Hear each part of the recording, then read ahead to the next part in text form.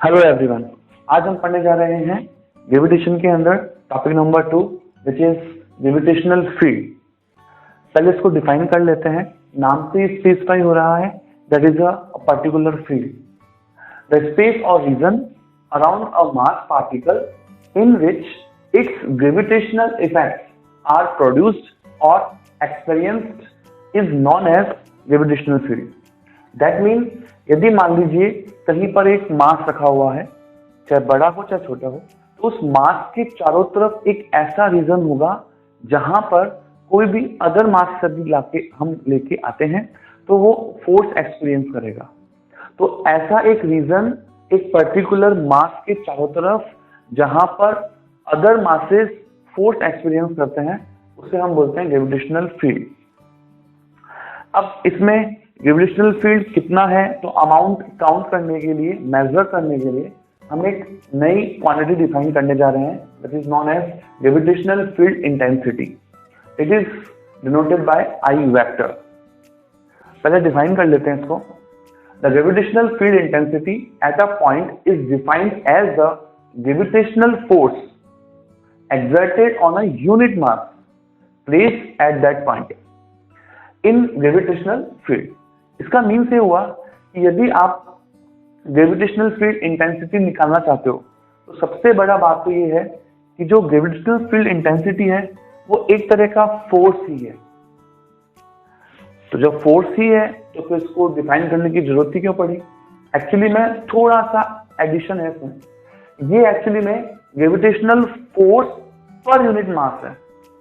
देख लीजिए, that mean पर यूनिट मास कितना फोर्स एक्सपीरियंस हो रहा है, एक्चुअली में इस टर्म को वो डिफाइन करता है। Numerically I vector is F vector upon M. यहाँ एम टेस्ट मास है। मैं अभी अगले टॉपिक के अंदर यूनिट मास के पॉइंट मास के कारण ग्रेविटेशनल फील्ड इंटेंसिटी निकालूंगा। मैं उसमें एक बार और समझा दूंगा कि इंटेंसिटी निकालते कैसे। फिलहाल तो आप बस ये याद रखिए कि force upon mass per unit mass force is known as gravitational field intensity. Now इसकी कुछ प्रॉपर्टीज देख लेते हैं। It is a vector quantity. जैसे हमने कहा कि ये फोर्स की तरह ही है, बस एक स्केलर क्वांटिटी मास हम डिवाइड कर रहे हैं, तो जो आई आएगा वो एज अ वेक्टर क्वांटिटी होगा। whose direction is same as that of a gravitational force। That mean जो ग्रेविटेशनल फोर्स है उसी की ही डायरेक्शन में ग्रेविटेशनल इंटेंसिटी होगी। कई लोग इसको बोलते भी हैं, जैसे कि यहाँ पर मास डिवाइड कर रहे हैं तो ये स्केलर क्वांटिटी है। किसी भी वेक्टर में यदि आप स्केलर डिवाइड करोगे तो वो डायरेक्शन को इफेक्ट नहीं करेगा। दैट मीन जहां एफ वेक्टर होगा वहीं आपका आई वेक्टर होगा। And it's SI unit is Newton पर केजी। देख सकते हैं यूनिट निकालने के लिए आपको फोर्स की ऐसा यूनिट मालूम होनी चाहिए, दैट इज न्यूटन, और मास की केजी। सिंपल, न्यूटन पर केजी ग्रेविटेशनल फील्ड इंटेंसिटी की यूनिट हो जाएगी। नाउ इट्स डायमेंशंस होने वाली है जैसा कि फॉर्मूला है, तो आप फॉर्मूले के अकॉर्डिंग जो डिवाइड हो रहा है फोर्स और मास, तो उनकी डायमेंशंस आप रख दीजिए। फोर्स की आपको याद रखनी होती है m1 L1 T-2, मास की m1। तो देख सकते हैं यहाँ मास कैंसिल आउट हो गया है, तो बचा m0 L1 T-2। और सिमिलरली ये एक तरह के एक्सेलरेशन की डायमेंशंस के इक्विवेलेंट है। चलिए, जैसा मैंने कहा था कि अब मैं आपको gravitational field intensity due to point mass वो मैं अब डिफाइन करता हूं, तो इसको मैं रफ करने जा रहा हूं। तो पॉइंट मास के कारण हम ग्रेविटेशनल फील्ड इंटेंसिटी अब निकालते हैं। तो जो हमने अभी एक नई क्वांटिटी डिफाइन करी, जिसका हमने फॉर्मूला बनाया, उस पर हम पहली एप्लीकेशन यूज करने जा रहे हैं। ये देखिए, मैं हेडिंग लगा देता हूं, ग्रेविटेशनल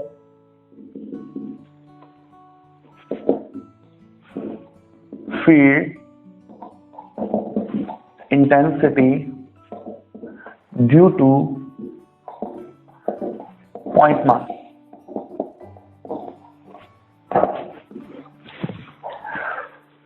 पॉइंट मास हम पहले एक पॉइंट मास बनाते हैं। मैं इसको कैपिटल M ले रहा हूं। इससे एक पर्टिकुलर डिस्टेंस r डिस्टेंस पर एक टेस्ट मास लिख रहा हूं। अब मैं इसको टेस्ट मास क्यों बोल रहा हूँ आगे बताऊंगा, फिलहाल आप इसको टेस्ट मास बोल सकते हैं,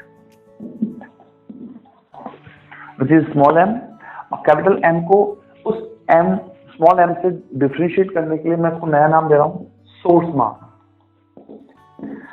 जैसे कि आप नाम से आइडेंटिफाई कर सकते हैं सोर्स, दैट मीन ये अपना इफेक्ट चारों तरफ दिखाने वाला है। मुझे ग्रेविटेशनल फील्ड इंटेंसिटी इस पॉइंट मास के कारण चाहिए। कहाँ चाहिए? इस पर्टिकुलर पॉइंट पर चाहिए।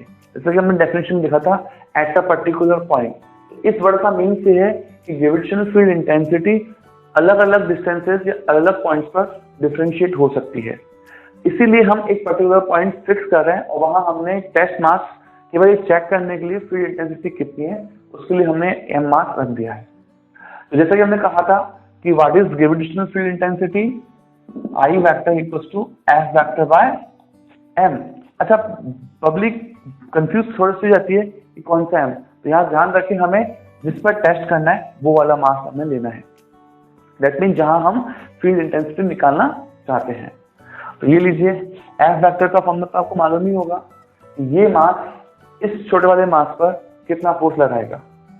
तो मैं पहले वैल्यू दे देता हूँ, जी पहला मास, सेकंड मास अपॉन डिस्टेंस का स्क्वायर, राइट। तो ये अभी वेक्टर नहीं बना है, तो ओनली फोर्स ही है, वेक्टर नहीं बना है। वेक्टर बनाने के लिए आपको मालूम होना चाहिए कि हमने बताया था कि यदि एम मास स्मॉल एम मास पर अट्रैक्टिव फोर्स लगाएगा तो उसके लिए हमें माइनस साइन रिप्रेजेंट करना होगा। डायरेक्शन के लिए आप एक कैप लगा दीजिए, आर कैप। बट अभी ये फॉर्मूला फोर्स का है, यदि आपको इंटेंसिटी बनानी है तो आपको डिवाइड करना होगा किससे, small m, that mean test mass. अब ध्यान से देखिए, due to point source mass एक पर्टिकुलर डिस्टेंस पर इंटेंसिटी क्या आने वाली है, ध्यान रखेंगे तो स्मॉल एम कट जाएगा, यहाँ बचेगा minus G M by R square into R cap. तो आप देख सकते हैं कि इस फॉर्मूले के अंदर आई वेक्टर वाले फॉर्मूले में स्मॉल एम कहीं पर नहीं है। मैं इसीलिए बोल रहा था कि जो टेस्ट मास है, ये टेस्ट मास स्मॉल एम फॉर्मूले में आता ही नहीं है। दैट मीन यदि आप स्मॉल एम की जगह 2m, 3m, 4m कुछ भी रखेंगे, तो आप सोचिए जो भी मास आप ऊपर रखेंगे दैट मीन न्यूमीटर में, वो नीचे भी तो आएगा, तो वो कैंसिल आउट हो जाएगा। It means I vector is just depend on source mass. Source mass कौन है? पॉइंट मास, जिसको हमने बोला है कि हम फील्ड इंटेंसिटी निकालना चाह रहे हैं ड्यू टू पॉइंट मास, वही ये पॉइंट मास है, सोर्स मास इसको हम बोल रहे हैं, राइट। तो ये इसमें एक खास बात और है कि ये जो ब्रैकेट में लिखा हुआ ये इसका मैग्नीट्यूड है, और जो ये माइनस आर कैप है ये इसकी डायरेक्शन को शो ऑफ करता है। जैसे कैपिटल एम स्मॉल एम को कहाँ फोर्स लगाएगा, ऑब्वियस अपनी तरफ, अट्रैक्टिव इन नेचर। तो ये मैंने आपको दिखाया एफ वेक्टर। तो जैसे हमने दिखाया था कि एफ वेक्टर कहाँ है, minus R cap, that mean attractive in nature. जहां फोर्स है, देख लो यहां पर भी माइनस आर कैप आ रहा है, तो जहां फोर्स है वहीं आपकी इंटेंसिटी भी होगी, आई वेक्टर। तो अगर आपसे कोई पूछे कि भाई एक पर्टिकुलर पॉइंट पर सोर्स मास के कारण इंटेंसिटी कहाँ है, तो आप एक काम कर सकते हैं, जहां फोर्स होगा वहीं इंटेंसिटी होगा। बट ध्यान दीजिए, कई बार एक पर्टिकुलर पॉइंट पर जब हमसे इंटेंसिटी पूछी जाती है तो हमें वहां मास नहीं देता है। वो क्यों देगा? आप देखिए फॉर्मूले में small m that mean test mass की जरूरत ही नहीं है। इसका मीन्स ये हुआ कि जब कभी भी आपको किसी पर्टिकुलर पॉइंट पर इंटेंसिटी पूछने को बोले तो आप मन में अज्यूम कर सकते हो कि वहां पर एक मास रखा हुआ है। मान लीजिए मैं यहाँ पे आपको मास नहीं देता, तो आपके पास फॉर्मूला तो होता, बट डायरेक्शन निकालने के लिए तो आप क्या करते हैं, मन में ही एक स्मॉल एम अज्यूम करते और देखते कि अच्छा कैपिटल एम स्मॉल एम पर फोर्स का लगा रहा है अंदर की तरफ, और you can say attractive in nature, तो जहां फोर्स है वही इंटेंसिटी है। इसको हम एक एग्जांपल समझते हैं, मैं इसको रख कर देता हूं और एग्जांपल, एक सिंपल सा एग्जांपल स्टार्ट करते हैं। हमने यहाँ मैग्नीट्यूड और डायरेक्शन दोनों को एक्सप्लेन कर लिया due to point mass. Example number 1, इसमें काम करते हैं, हम केवल एक ही मास लेंगे एक्स एक्सिस और वाई एक्सिस के बिल्कुल बीच में, ओरिजिन पर, इसको मैं नाम दे रहा हूँ capital M. It is not compulsory हर बार मास कैपिटल एम हो, चलिए मैं इसको 4m ले लेता हूँ। अब मैं एक पॉइंट डिफाइन करने जा रहा हूँ एक्स एक्सिस पर, जो कि है, ये लीजिए थोड़ा पास लेता हूँ, डी डिस्टेंस पर, राइट। इस पॉइंट का नाम दे रहा हूं मैं P1। ओके, ऐसे ही एक पॉइंट और ले रहा हूं, वो ले रहा हूं वाई एक्सिस पर, वो है 2D डिस्टेंस पर, नाम है इस पॉइंट का P2। आपसे पूछा जाएगा कि P1 और P2 पर ग्रेविटेशनल फील्ड इंटेंसिटी निकालिए। दैट मीन क्वेश्चन ये है I P1 vector equals to question mark I vector P2 question. अब आप कैसे सॉल्व करेंगे? अब देखिए हमारे पास फॉर्मूला है, तो मैं यही सॉल्व कर देता हूं आंसर में इक्वल्स टू, ध्यान देखते रहना। फॉर्मूला हमारे पास था, मैं हमेशा न्यूमेरिकल के लिए सलाह ही देता हूं कि आप पहले मैग्नीट्यूड पहले सॉल्व कीजिए, डायरेक्शन बाद में लगा लीजिए। ध्यान से देखना, मैग्नीट्यूड के लिए हमारे पास फॉर्मूला था G सोर्स मास अपॉन डिस्टेंस का स्क्वायर। ध्यान देखिए सोर्स मास कितना है, बिल्कुल सही 4m। डिस्टेंस कितनी है, बिल्कुल ठीक d। तो आप देख सकते हैं यहाँ पर मैग्नीट्यूड आ चुका है, मल्टीप्लाई करके आप 4 को बाहर रख सकते हैं। ऐसे ही Ip2 equals to G mass upon distance का होल स्क्वायर। आप इसको ऐसे याद रख सकते हैं कि फोर्स वाले फॉर्मूले में 2 मासेस आते हैं मल्टीप्लाई में, जबकि इंटेंसिटी वाले में केवल 1 मास आता है, वो भी कौन सा, सोर्स मास। ये सोर्स मास 4m रहा और डिस्टेंस 2d ये रहा।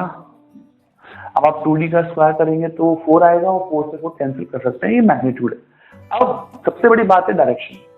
अब कई लोग बोलते हैं सर यहाँ तो कोई मास है ही नहीं, तो आप मन में अज्यूम कर लो कि P1 पर इंटेंसिटी कहाँ होगी। सोचिए यदि यहाँ पर कोई मास होता तो 4m वाला मास इस मास को अपनी तरफ अट्रैक्ट करता, यदि अपनी तरफ अट्रैक्ट करता तो यहाँ पर इंटेंसिटी या फोर्स, दैट मीन दोनों की डायरेक्शन तो सेम ही होती है ना, तो जहां फोर्स में इंटेंसिटी तो इंटेंसिटी भी इधर जाएगी। तो आप लिख सकते हैं I P1 वेक्टर। तो बताइए इस डायरेक्शन में यूनिट वेक्टर क्या होगा, ऑब्वियस एक्स एक्सिस के जस्ट अपोजिट माइनस आई कैप। तो आप डायरेक्शन के लिए लगा सकते हैं माइनस आई कैप, सिंपल। उसी तरह से P2 पॉइंट पर इंटेंसिटी निकालने के लिए ध्यान से देखिए, इस पॉइंट पर इंटेंसिटी कहां होगी, ऑब्वियस सोर्स की तरफ। आपने नहीं मालूम कर सकते तो आप मन में अज्यूम कर लीजिए कि यहाँ पर एक मास रखा हुआ है, वो मास को ये वाला मास अट्रैक्ट करेगा, जहां भी अट्रैक्ट करेगा, लाइक जैसे यहाँ अट्रैक्ट किया, ऑब्वियस 4m, यहाँ पर जो भी मास रखा हुआ था उसको अपनी तरफ अट्रैक्ट करता। तो यहाँ जो डायरेक्शन है इसी डायरेक्शन में कौन सा होगा, I P2 वेक्टर, जहां फोर्स वही इंटेंसिटी। तो बताइए y एक्सिस के जस्ट अपोजिट डायरेक्शन, बिल्कुल सही माइनस जे कैप। इस तरह से आप मैग्नीट्यूड और डायरेक्शन अलग अलग निकाल सकते हैं। कभी कभी क्वेश्चन में वेक्टर लगाकर नहीं आता और यू कैन से केवल मैग्नीट्यूड पूछता है, ऑप्शंस में भी मैग्नीट्यूड्स होते हैं, तो आप मैग्नीट्यूड पहले सॉल्व कर लीजिए। डायरेक्शन को यदि ऑप्शंस में आते हैं तो डायरेक्शन लास्ट में लगा दीजिए। क्या करना है, केवल डायरेक्शन चूज करके और उस डायरेक्शन का यूनिट वेक्टर आपको मल्टीप्लाई करना है, राइट। Thank you.